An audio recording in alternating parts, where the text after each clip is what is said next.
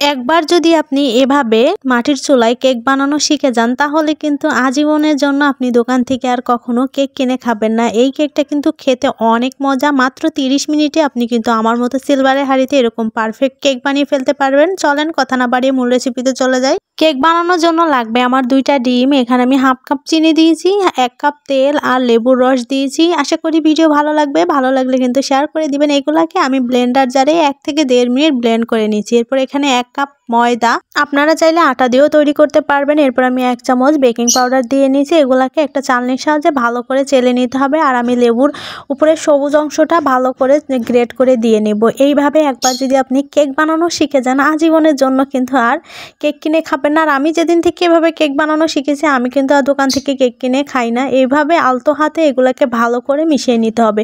একদমই আলতো হাতে মিশাবেন, দেখলে বুঝতে পারবেন যে আমি কিভাবে মিশাইছি। এরপর আমি যেই পাত্রে কেকটা সেট করব ওখানে আগে থেকে তেল ব্রাশ করে আমি একটা কাগজ দিয়ে নিচ্ছি। এখানে কেকের ব্যাটারটা দিয়ে নিব। বললামই তো যে একবার হলো কিন্তু আপনারা এভাবে ট্রাই করবেন। অনেকেই বলে কেক বানাতে ওভেন লাগে, আবার মাটির চুলা হয় না, গ্যাসের চুলায় হয় না। আমি কিন্তু সবসময় মাটির চুলাতেই কেক বানাই, গ্যাসের চুলাতে কিন্তু আমি কেক বানাই না, কারণ আমার কাছে মনে হয় এটা অপচয় করা হবে। এজন্য আমি সবসময় মাটির চুলাতে বানাই।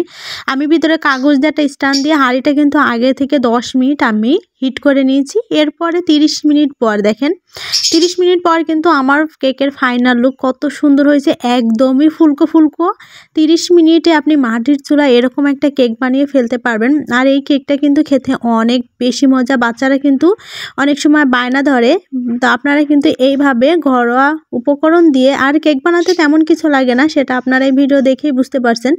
ঘরে থাকা উপকরণ দিয়েই কিন্তু কেকটা বানিয়ে ফেলতে পারবেন। আমার কেকের কালারটা একটু ডিসকালার হয়ে গেছে। 30 মিনিটের জায়গায় আমি একটু 35 মিনিট বসিয়ে রাখছিলাম। ওই যে বলে না অতি চালাকের গলায় দড়ি, আমি 30 মিনিটে দেখেছি সুন্দর একটা কালার আসছে। আমি বলছি তাহলে 35 মিনিট থাকলে হয়তো আরো সুন্দর কালার আসবে। এই জন্য নিচে দিয়ে কিন্তু হালকা একটু পুড়ে গেছিল, তার সমস্যা ছিল না, পুড়ে গেলেও খেতে কিন্তু আলহামদুলিল্লাহ অনেক মজা ছিল। আপনারা একবার হলো কিন্তু এভাবে ট্রাই করবেন। দেখেন আমার কেকটা কত সুন্দর হয়েছে না, মনে হচ্ছে এগুলা দোকানের কিনা কেক বলেন। আপনারা দেখেই তো বুঝতে পারতেছেন যে আমার কেকটা কতটা সুন্দর হয়েছে। তো আমার মতো আপনারা কিন্তু ঘরে থাকা অল্প কিছু উপকরণ দিয়ে এইভাবে কেক বানাতে পারেন। আর এইভাবে শিখে গেলে আমার মতো আর কখনো কিন্তু দোকান থেকে কেক কিনে খাবেন না। আর আমার এই কেক খেয়ে তো সবাই অনেক বেশি খুশি হয়েছে। আর আমি কিন্তু আগে ততটা কেক বানাতে পারতাম না, এখন কিন্তু ভালোই কেক বানাতে পারি। প্রথমে একটু খারাপ হবে, তারপর একটু খারাপ হবে, আস্তে আস্তে কিন্তু কেক কিন্তু অনেক সুন্দর হয়ে যাবে। দেখেন আমার কেকগুলো কিন্তু অনেক বেশি সুন্দর হয়েছে। আপনারা যারা কেক বানাতে ভয় পাচ্ছেন তারা একবার হলেও কিন্তু এইভাবে ট্রাই করবেন। দেখেন দোকানের কেকের থেকে কি আমার কেকটা খারাপ না, দেখেন আমার কেকটাও কিন্তু অনেক বেশি মজা ছিল। সবাই ভালো থাকবেন, আসসালামু আলাইকুম, আল্লাহ হাফেজ।